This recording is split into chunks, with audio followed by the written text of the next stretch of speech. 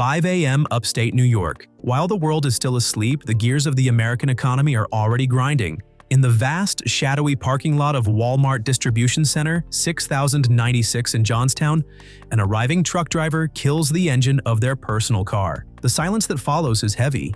Their official clock-in with dispatch isn't for another hour, but the real work, the unpaid, essential groundwork of being a professional driver, starts right now. This is the unglamorous reality for the people who keep the country moving. A life of meticulous checks, grueling hours, and a constant battle to earn a living. And for many, it's a life that's getting harder every single day. For this Walmart driver, the DC is the home base. It's where they get paperwork, grab coffee, and grab a fresh uniform from the locker room. Next, it's to dispatch to get the day's itinerary and find out which trailer to hook to. Now it's time to find the truck. This is a crucial detail. Our driver does not own this rig. They are assigned a company truck. And because they've been off for 2 days, another driver has been using it. This practice is called slip seating. It means the truck is never truly theirs. So their first task is a detailed pre-trip inspection. This, a methodical physical assessment mandated by federal law. They check everything: the tension on 100 different lug nuts, the condition of the seatbelt, the lights, the tires, the brakes, and the mirrors. This process is simply about survival. A failure on the road is a potential catastrophe. The responsibility for verifying the truck's safety falls entirely on the driver. Finally, the truck gets the all clear and the trailer is hooked. It's time to roll to the gate for a weight check. Since the driver is carrying dry food, the trailer shouldn't be near the limit, but a check is required. The gate clears, it's just before 6 a.m. Now, after over an hour of unpaid labor, the driver is off and can finally start earning. This is the economic truth of trucking. Compensation is not by time, but by distance and task. It is a job by the mile. Our driver, on the low end of Walmart's pay scale, begins to accumulate cents for every mile. At around 9 a.m., they pull into the Evans Mills Supercenter some $68.75 richer. This stop could be quick. The lot is open with 6 docks. But the morning is busy. Other vendors are clogging the lot and the driver can't unload until 9:30. But here's a key difference between a good trucking job and a terrible one. Our driver isn't too fussed because they are still getting paid. Walmart's compensation doesn't end with mileage. It also pays by the stop. Each live load is compensated at $12.50. And if it takes longer than 45 minutes, the company pays a delay fee of $14 per hour. Their time has value. The day continues.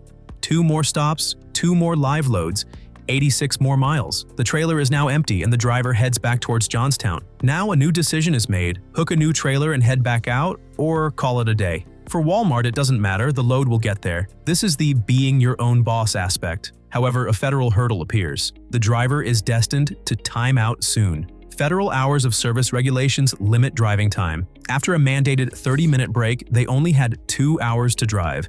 It's definitely not much time. On day 1, after mileage, stops, delays, and overnight fees, the driver made about $432, a solid start. The next few days involve a haul to Long Island, a $50 bridge fee for the Throgs Neck Bridge, and similar daily totals. At the week's end, they park the truck and head home for 2 days off. In the American trucking industry, this job for Walmart's private fleet represents the gold standard. A genuinely good job. The pay is highly competitive. Walmart advertises 6 figures, a figure verified by drivers online. The job offers flexibility and a semblance of work-life balance with a 5-on, 2-off schedule. Most crucially, it compensates drivers for the entirety of their work. The unloading, the navigating choke points, and the breakdowns are all covered. But it's not perfect. Walmart keeps a close eye on its fleet. In 2022, the company installed tracking tablets in its trucks. The company says it's for logistics, but drivers feel it's to monitor speed. Dash cams have spurred a similar reaction: protection versus privacy invasion. The catch is that this job is incredibly hard to get. Worse still, the process is exhausting. On top of a commercial driver's license, prospects need years of spotless experience, a flawless record, and must pass a company physical and extensive training. So there are a lot of barriers. The earliest days of trucking were like the Wild West. There were no highways, routes were treacherous, and trucks were unreliable. World War I birthed advancements. The fifth wheel standardized size, diesel engines brought efficiency, and pneumatic tires decreased damage. By 1920, there were 1 million trucks on the road. Now the government needed to catch up. The railroad industry, losing business to trucking, lobbied for change. The result was the Motor Carrier Act of 1935. This law standardized trucking rates and required companies to hold official certificates. Companies already operating were grandfathered in, making it very difficult for new carriers to enter. They had to prove a public need wasn't being met. Companies like UPS mastered this system, holding powerful certificates for key markets. Rate bureaus were set up, committees where competitors could legally collude to set prices. Regulations also controlled what a truck could carry and where. A Florida farmer could take his produce to Ohio but couldn't bring goods back unless authorized. The system was really rigid. What began as an effort to create order ultimately made trucking expensive. Freight rates were artificially high. Frustration mounted until the era of deregulation. The Motor Carrier Act of 1980 was a near-total repeal of the old rules. The floodgates opened. Truckers could drive wherever, carry whatever, and charge what they wanted. New carriers could enter easily.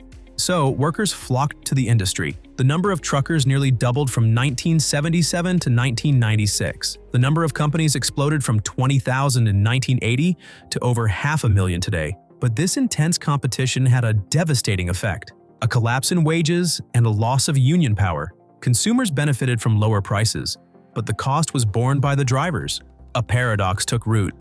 Trucking has never been more in demand, yet it has never been a worse job. To understand why, consider how a trucker files taxes. A key divide in trucking is taxes. W-2 employee or 1099 contractor.